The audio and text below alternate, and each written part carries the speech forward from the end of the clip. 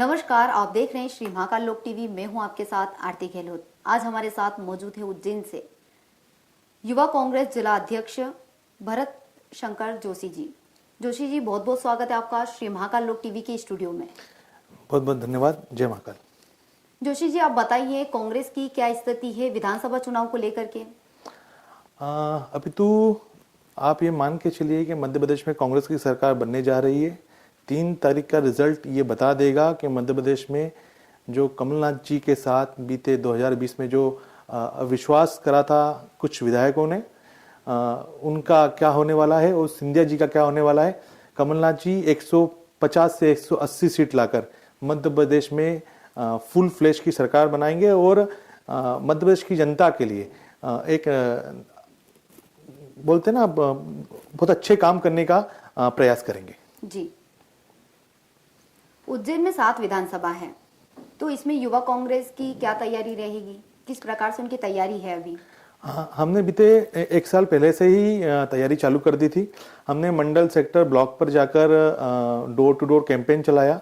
Door to door campaign में हमने कमलनाथ जी की जो पहले 5 गारंटी थी भी बढ़ के जो 11 गारंटी योजना कमलनाथ जी ने लागू करी, मध्य प्रदेश में लागू करने का वादा करा, उसको हमने घरों घरों तक पहुंचा के जनता के मैसेज पहुंचाया कि कमलनाथ जी एकमात्र ऐसे नेता हैं जो मध्य प्रदेश की जनता के लिए वो जो मूलभूत सुविधाएं जो भाजपा की ये सरकार, भ्रष्टाचारी सरकार नहीं दे पाई, वो कमलनाथ जी आने वाले 5 सालों में आपको देंगे।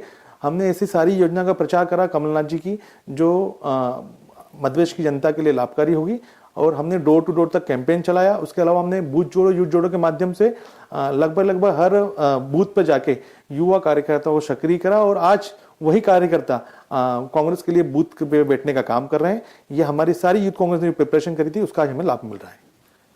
आपने जमीनी स्तर पर जाकर के ये तैयारियां की हैं, तो आपको उस लेवल पर जाकर के जमीनी स्तर से जनता का सपोर्ट किस प्रकार मिल रहा है? क्या लगता है आपको उनकी स्थिति को देखते हुए? मैं खुद जब जिले की 7 विधानसभा में जाता था और ये डोर टू कैंपेन चलता था, तो जब मैं घरों तक जाता था तो लोग बड़े विचलित तो त्रस्त थे, क्योंकि बिजली का बिल हो, महंगाई हो, ये जो बेसिक बुनियादी मुद्दे हैं जो लोगों को परेशान कर रहे थे, हमने बताया कमलनाथ जी की योजना है 100 यूनिट बिजली का बिल माफ और 200 यूनिट हाफ। ऐसी अनेक अनेक योजना जो कमलनाथ जी ने इस मध्य प्रदेश की जनता के लिए लागू करने का वादा करा है, तो उससे जनता प्रभावित हुई और जनता खुद चाहती है कि कमलनाथ जी अपनी सरकार फॉर्म करें और इस भ्रष्टाचारी सरकार को उठा सकें। जिन योजनाओं को लेकर कांग्रेस इस चुनाव में मैदानी स्तर पर उतरी है, आपको क्या लगता है कि ये चुनावी घोषणा है या फिर आगे भी लगातार जारी रहेगी? मैं आपको एक बहुत छोटा सा वाकया याद दिलाता हूँ। जब 2018 में हमारी सरकार बनी थी, तो कमलनाथ जी ने 2 मुख्य योजनाएं जो शहरी लोगों के लिए लागू करी थी, वो थी 100 यूनिट बिजली का बिल, 100 यूनिट जलाएं, 100 रुपये बिजली का बिल पाएं। लगभग हर घरों में जिसके घर में 100 यूनिट बिजली का बिल यूनिट बनती थी, उसको 100 रुपये ही बिजली का बिल भरना पड़ता था। किसान कर्ज माफी भी हो, तो ऐसे 27 लाख किसानों का कर्जा माफ हुआ 1 लाख तक की, जब तक हमारी सरकार मध्य प्रदेश में थी। तो ऐसी सारी योजनाएं जो कमलनाथ जी ने बोला था 2018 में, उसको लागू करा था और ये बताया था कि एक सुशासन की सरकार क्या होती है और एक दुराचारी भ्रष्टाचार सरकार जो भाजपा की थी वो क्या होती है। तो आगे ये योजना जो कमलनाथ लेकर आ रहे हैं, ये लगातार जारी रहेगी? अभी तो उन्होंने जो योजना में बढ़ाया है, इसमें बोला है कि 100 यूनिट बिजली का बिल माफ, 200 यूनिट बिजली का बिल हाफ। ये तो मुझे लगता है कि पूरे भारत में ऐसी योजना किसी ने लागू नहीं करी है। और किसान कर्ज माफी हो, बच्चों को एजुकेशन के लिए जो योजनाएं निकाली हैं, महिलाओं के लिए 1500 रुपये, गैस सिलेंडर 500 रुपये, ऐसी अनेकों 11 जो मुख्य योजनाएं किसानों के लिए, हाउस पावर बिजली के लिए योजनाएं, किसानी के लिए योजनाएं, जो उन्हें हर योजना को प्री प्लान तरीके से बनाया है, अपने लोगों के साथ बैठ कर उसका प्लानिंग करा है। और ये योजनाएं, मुझे क्या लगता है, मध्य प्रदेश की जनता को विश्वास है कि कमलनाथ जी आएंगे, इन सारी योजना का लाभ हम मध्य प्रदेश वासियों को मिलेगा। किसानों को इन सारी सुविधाएं ये मिल पाएगी क्या? आप पिछली बार देखिए, किसान कर्ज माफी विभाग हो, मैं खुद एक ग्रामीण परिवेश का आदमी हूँ, मेरे खुद के गांव में अनेक किसानों का कर्जा माफ हुआ, क्योंकि पहली किसानों का जो पहला कर्जा माफ था 50,000 तक का था। दूसरी बारी में जब योजना लागू हुई तो 1 लाख तक का था। फिर हमारी सरकार भाजपा के कुरचित षड्यंत्र से हमें गिरा दी गई, नहीं तो हम 2 लाख तक का किसानों को कर्जा माफ करते और इस मध्य प्रदेश के किसानों को एक जन हितकारी सरकार का लाभ उन तक पहुंचता। युवाओं के लिए क्या रहेगा रोजगार को लेकर के? आज का युवा रोजगार को लेकर के बहुत परेशान है, आप भी जानते हैं। आप ये समझिए कि पिछली बार जब सरकार 15 महीने की बनी थी तो कमलनाथ जी ने, क्योंकि हर साल आप समझिए मुख्यमंत्री शिवराज सिंह चौहान इंदौर में इन्वेस्टर मीट करते हैं, उससे मध्य प्रदेश में आज तक कोई रोजगार नहीं आया। अनेकों हजारों करोड़ रुपए इन्वेस्टर मीट के माध्यम से करप्शन का शिकार हो गए। कमलनाथ जी एक विजनरी नेता हैं, उनका एक ही लक्ष्य है कि मध्य प्रदेश का युवा यहीं पर नौकरी करे। उन्होंने एक पिछली बार एक लागू करा था रूल कि आपको अगर कंपनी डालनी है मध्य प्रदेश में तो आपको 75% युवाओं मध्य प्रदेश के ही नौकरी देना होंगे। 25% आप आउटसोर्स कर सकते हैं, पर 75% वहीं का लोकल युवा रोजगार प्राप्त करेगा। ऐसी अनोखे योजनाएं कमलनाथ जी ने युवाओं की लागू की थी। आप छिंदवाड़ा का मॉडल देखिए, मैं आपको याद दिलाना चाहता हूं, छिंदवाड़ा में आज 25 तरह के स्किल डेवलपमेंट सेंटर्स हैं। आप उसी मॉडल को मध्य प्रदेश में लागू करना चाहते थे, पर हमारी सरकार 15 महीने ही चल पाई। 15 महीने में भी 8 महीने हमारे चुनाव में निकल गए, लोकसभा के चुनाव थे। 8-9 महीने कांग्रेस की सरकार रही मुख्य तौर पर। तो अब जब सरकार बनेगी तो मुझे पूरा यकीन है और मैं आपको इस माध्यम से यकीन दिलाता हूं कि कमलनाथ जी जब सरकार में मुख्यमंत्री बनेंगे तो निश्चित तौर पे युवाओं के साथ मध्य प्रदेश में बहुत अच्छा लाभ युवाओं को मिलने वाला है। महिलाओं के लिए क्या योजना लेकर आ रहे हैं? उन्होंने जब घोषणा करी कि हम 1500 प्रति माह महिलाओं को राशि प्रोवाइड कराएंगे, तो शिवराज सिंह चौहान ने उनको कॉपी करके 1000 रुपए देना चालू करें, क्योंकि उनकी मंशा कभी नहीं रही। 18 साल की सरकार में उन्होंने कभी महिलाओं के लिए सोचा नहीं। हमेशा वो बड़ी बड़ी बातें करते रहे, झूठे वादे करते रहे, आखिर तक यही। अब जब कमलनाथ जी ने वादा कर दिया तो उनको ये चली चली की बेला में उनको ये याद आया कि मैं भी ऐसा कर दूं। पर महिलाएं समझती हैं 18 साल में जो झूठा भाई नहीं कर पाया वो सच्चा भाई करेगा। हाल ही में गैस सिलेंडर पर बढ़ोतरी की गई है। मामा झूठ बोलते आए हैं, सरकार केंद्र में इनकी है, चाहे तो गैस सिलेंडर ये फ्री में बांट सकते हैं। सरकार सेंट्रल में इनकी है, गैस सिलेंडर इनको रेट तय करना है। मध्य प्रदेश की फिर भी कमलनाथ जी ने वादा करा कि सब्सिडी मैं दूंगा, मेरे खाते जब सरकार बनेगी तो मैं मेरे खजाने में से वो सब्सिडी निकाल कर महिलाओं को इस महंगाई के दौर से निजात दिलाऊंगा। और शिवराज सिंह चौहान झूठ बोलते हैं, आज तक कुछ नहीं करा, आज भी 1100 का सिलेंडर मिल रहा है। आपको क्या लगता है राहुल गांधी की जो पद यात्रा निकाली गई थी वो क्या कारगर साबित होगी? आप ये मानिए भारत जोड़ो यात्रा जो इम्पैक्ट इस भारत में पड़ा है वो बीते 50 सालों में ऐसा इम्पैक्ट आपको कहीं देखने को नहीं मिला है। हर जगह नफरत की बात होने लगी थी, हर जगह हिंसा की बात हो रही थी। उस समय उस व्यक्ति ने एक बहुत बड़ा कदम उठाया जब कन्याकुमारी से लेके कश्मीर तक उनने पदयात्रा करी। मैं खुद कन्याकुमारी जाने वाला उज्जैन से पहला आदमी था। मैंने जब वहाँ पे माहौल देखा तो मुझे पता पड़ा कि ये आम आदमी की बस की बात नहीं है। ये कुछ लोग जो ईश्वरीय शक्ति होती है ये वही लोग कर सकते हैं। जो राहुल जी ने जहाँ जहाँ पद यात्रा करी है उन जगह बहुत जबरदस्त इसका माहौल है। आप देखिए कर्नाटक से निकले तो वहाँ सरकार बनी, आप देखिए वो तेलंगाना से निकले तो वहाँ सरकार बनने के हमारे 100% चांस है। मध्य प्रदेश आई तो मध्य प्रदेश सरकार बन रही है।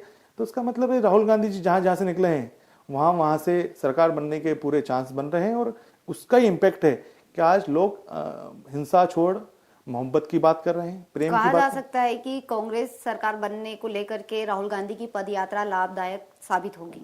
बिल्कुल लाभदायक साबित हो रही है, क्योंकि कांग्रेस के अंदर उत्साह आया है। आम जनता समझने लगी है कि राहुल गांधी जी की विचारधारा क्या है, उनकी सोच क्या है। एक ऐसा व्यक्ति जो उस लेवल तक जा सकता था पर वो आज पदयात्रा कर रहा है, जनता के बीच जा रहा है। जो लोग मीडिया को फेस नहीं करते हैं, मैं सीधे सीधे बात करना चाहता हूं नरेंद्र मोदी जी की, वो बीते 2014 से मीडिया से बात नहीं कर रहे हैं। और एक उसके अपोजिट राहुल गांधी जी हैं जो जनता के बीच जाके बात कर रहे हैं। हजारों करोड़ों लोगों ने इस भारत जोड़ो माध्यम से उनको टच करा है, छुआ है, बात करी है, संवाद करा, गले लगे। तो ये शायद कोई आम आदमी नहीं, ईश्वरी शक्ति करा सकती है। और राहुल गांधी जी के पास एक जो अपने कार्यकर्ताओं के प्रति डेडिकेशन है, अपने कार्यकर्ताओं को पसंद करते हैं, यही सोच उनको आज हम सब युवाओं के लिए जोश भरती है। अगला सवाल मेरा आपसे है, उज्जैन शहर में 2 कांग्रेस प्रत्याशी है, उत्तर से है माया त्रिवेदी और दक्षिण से है चेतन यादव जी। इन दोनों की स्थिति को आप किस तरीके से देखते हैं? पहले तो मैं उज्जैन उत्तर की बात करना चाहूँगा क्योंकि मैं भी वहीं रहता हूँ। मायाराज त्रिवेदी जी हमारे 3 बार की पार्षद हैं और बहुत जुझारू महिला हैं। उन्होंने अपना एक शहर में एक स्थान हासिल करा है। आज उनकी बात करी जाए तो वो चुनाव जीतने की पूर्ण संभावना में है और हम ये वादा कर रहे हैं कि जनता से उज्जैन उत्तर में जाके कि अगर मायाराज त्रिवेदी जी आप जिताओगे तो हम सारे लोग मिलकर, कांग्रेस के लोग मिलकर आप सभी की समस्या हल करेंगे। और मुझे लगता है कि भाजपा के अंदर करप्शन के लोगों का बोलबाला है। अनिल जैन कालूहेड़ा जी हों, मोहन यादव जी हों, ये दोनों लोग किस तरह के जमीन के धंधे करते हैं सबको याद है, सबको सर्वविदित है कि किस तरह के इनके काम है। और हम विकसित तौर पर उज्जैन उत्तर तो जीत रहे हैं। और बात करूं उज्जैन दक्षिण की तो चेतन यादव जी ने जो प्रयास बीते 10 सालों 15 सालों से इस उज्जैन दक्षिण को बनाने में कर रहे हैं वो अभूतपूर्व हैं। उन्होंने जनता के बीच जाकर जनता की लड़ाई लड़ी है। जय उज्जैन के माध्यम से अनेक कार्यक्रम चलाए हैं इस उज्जैन शहर को जागृत करने के लिए। और मोहन यादव जी जो आज सिंहस्थ के नाम से जाने जाते हैं, सिंहस्थ की भूमि खरीदना हो तो आप चले जाइए मोहन यादव जी के पास। इस तरह के जो सारे लोग पीड़ित हैं उनसे वो समझ चुके हैं कि किसको वोट डालना है। मैं निश्चित तौर पर बताना चाहता हूं कि चेतन यादव जी चुनाव जीत रहे हैं क्योंकि जब जनता ठान लेती है तो बड़े से बड़ा अहंकारी भी चुनाव हार जाता है। उज्जैन उत्तर से माया त्रिवेदी का विरोध किया गया था, इसको लेकर के आपका क्या कहना है? कभी कभी टिकट मिलने के बाद विरोध होता है, सबकी अपनी अपनी पीड़ा होती है, पर विरोध सही समय पर थम जाए वही पार्टी होती है। संगठन में विरोध होना भी जरूरी होती है, पर आज हम सब मिलकर, कांग्रेस के लोग मिलकर उनको जिताने का पूर्ण रूप से साथ हैं और हम चाहते हैं कि सरकार बने और सरकार कम से कम 180 सीट तक जाए, ये हमारी मंशा है। अगला सवाल है मेरा आपसे, भाजपा कमलनाथ को करप्शन नाथ कह रही है, इसको लेकर के आपका क्या कहना है? अब ये तो ऐसी बात हो गई कि जो करप्शन करते हैं वो दूसरों को चोरी का इल्जाम लगाए। मैं तो एक क्वेश्चन पूछना चाहता हूँ इस माध्यम से शिवराज सिंह चौहान, नरोत्तम मिश्रा और उनके सारे लीडरों से मध्य प्रदेश के कि कमलनाथ जी के नाम पर एक करप्शन आप बता दो।